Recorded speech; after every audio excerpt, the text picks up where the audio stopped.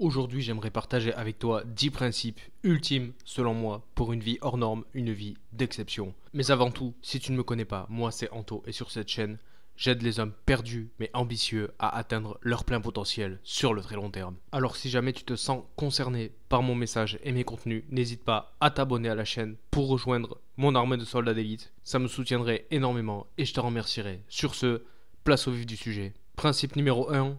Joue toujours sur le terrain du très long terme. En effet, comme on dit souvent, Rome ne s'est pas faite en un jour. Et si tu as des ambitions extrêmes dans ta vie, que tu veux atteindre une vie hors norme et réaliser de grandes choses, alors tu comprendras très très vite que tu dois jouer sur le terrain du très long terme. Et quand je parle de très long terme, faut comprendre que dans la plupart des objectifs, c'est au bout de plusieurs décennies que tu vois des résultats vraiment concrets. Par exemple, si tu veux percer sur YouTube, alors ne vise pas un certain nombre d'abonnés au bout d'un an, comme je l'ai fait au début. De manière générale, ne vise pas de résultats sur le court terme ni sur le moyen terme. On joue sur le terrain du très long terme. Pourquoi c'est important? Parce que déjà, premièrement, ça va te permettre de garder la motivation, de ne pas culpabiliser lorsque tu as moins de résultats que la plupart des gens. Et en plus de ça, ça te permettra de travailler ta patience.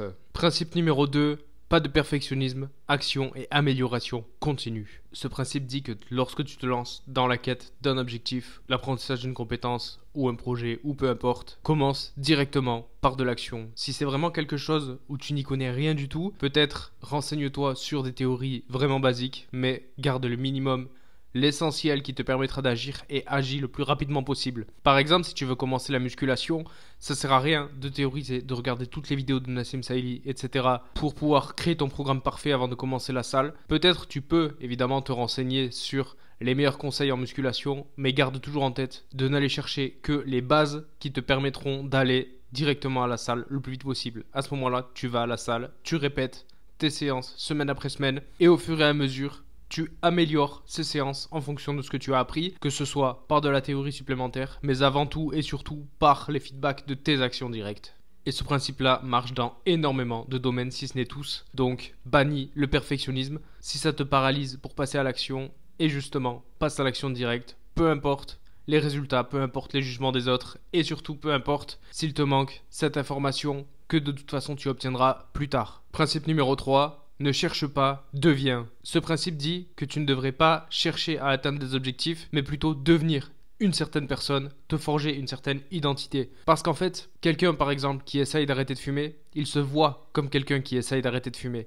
Alors que, petite précision, je n'ai jamais été fumeur, donc c'est peut-être pas le meilleur exemple, mais on dit souvent que pour réussir à arrêter de fumer, il vaut mieux s'identifier comme quelqu'un qui ne fume tout simplement pas. Avant, je buvais occasionnellement de l'alcool en soirée, ça arrivait très rarement, mais ça arrivait. Et un jour, je me suis dit, moi qui déteste en plus le goût de l'alcool, je ne bois pas d'alcool. Et en fait, depuis que je m'identifie à quelqu'un qui ne boit pas d'alcool, même la moindre bière qu'on me propose, je dis tout simplement non. Parce que je ne bois pas d'alcool. Et c'est pareil dans l'autre sens. Ne dis pas, je dois aller à la musculation 3 fois par semaine. Dis-toi, je suis un sportif, je suis musclé, je suis quelqu'un qui entretient mon physique. Évidemment, c'est pas tout de se le dire, mais l'idée ici, c'est que tu comprennes que tu ne dois pas atteindre des objectifs, faire des tâches chiantes ou alors t'empêcher de faire certaines tâches, essayer d'arrêter quoi que ce soit, mais plutôt devenir quelqu'un qui maîtrise, qui fait quotidiennement. Ça doit faire partie de ton identité. Et ton identité forgera tes croyances qui forgeront elles-mêmes tes actions et plus tard tes résultats.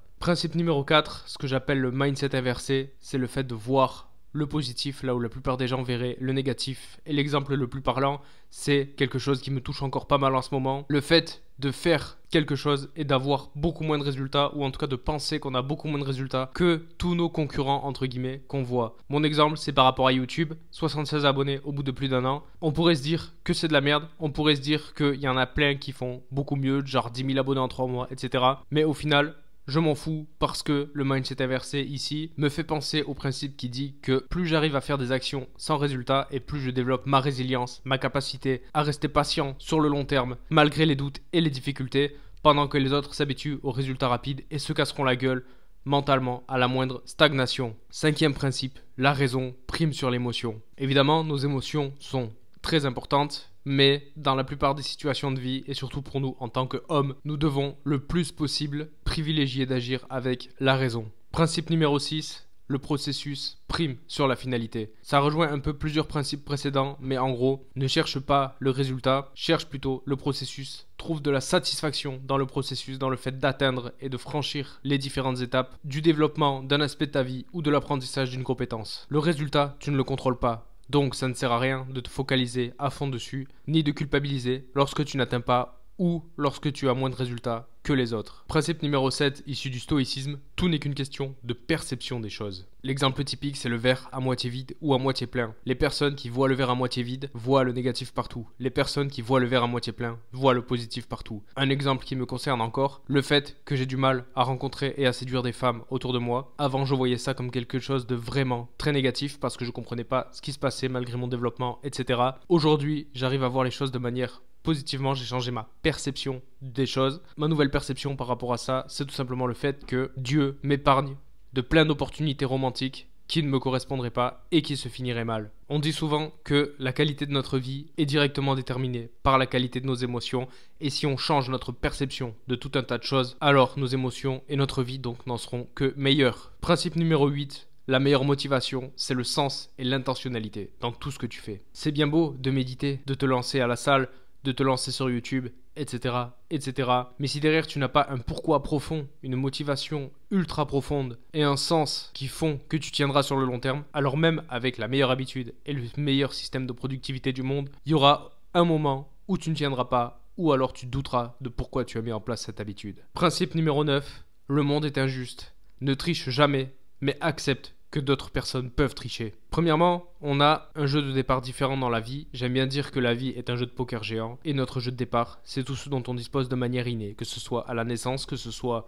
notre éducation pendant l'enfance, peu importe. Mais toutes ces choses-là, on ne les contrôle pas. De la même manière, on ne contrôle pas la vitesse à laquelle on avance vers les résultats. C'est pour ça que je disais tout à l'heure qu'on ne contrôle pas nos résultats. On peut les influencer en faisant plus d'actions ou de meilleures actions, en ayant un meilleur système, en étant plus en forme, etc. Mais de manière générale, on ne pourra jamais contrôler à 100% la vitesse de nos résultats par rapport à celle de nos concurrents. Et encore une fois, ça concerne quasiment tous les domaines de la vie dans lesquels on peut progresser. Donc, retiens que oui, la vie est injuste. Oui, certains auront plus en faisant moins. Certains vont tricher, mais toi ne triche jamais, reste digne. Imagine que la vie, c'est comme un Monopoly où tu joues avec tes potes.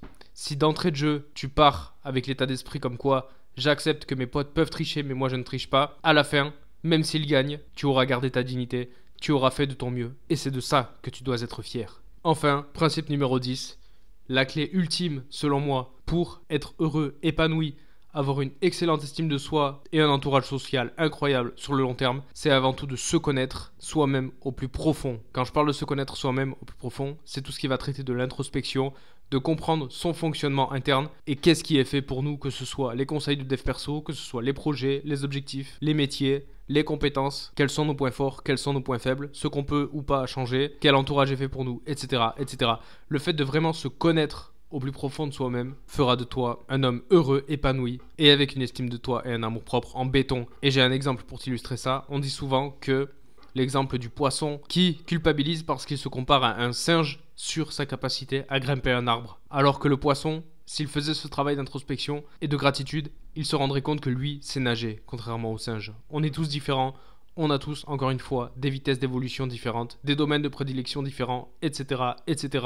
Je vais maintenant récapituler ces 10 principes et on se retrouvera pour la fin de la vidéo. 1. Joue toujours sur le terrain du très long terme. 2. Action et amélioration continue, pas de perfectionnisme. 3. Ne cherche pas, deviens. 4. Mindset inversé, vois toujours le positif, là où la plupart des gens ne voient que du négatif. 5. La raison prime sur l'émotion. 6. Le processus prime sur la finalité. 7. Tout n'est qu'une question de perception des choses. 8. La meilleure motivation est de trouver du sens et de l'intentionnalité. 9. Le monde est un jeu injuste. Ne triche pas, mais accepte que les autres peuvent tricher. 10. La clé ultime de l'épanouissement à long terme est d'apprendre à te connaître profondément. J'espère que la vidéo t'a plu. Si c'est le cas, n'hésite pas à liker, à partager. Dis-moi en commentaire ce que tu en penses et si tu as d'autres principes de vie que tu appliques au quotidien, qui t'aident, qui te forgent sur le long terme. Tu peux également t'abonner à la chaîne et tu peux aussi rejoindre mon serveur Discord, l'hôtel de l'exception. Le lien est dans la description. Attention, ce lien est réservé aux 100 premiers membres. Donc n'hésite pas une seconde et si tu es intéressé,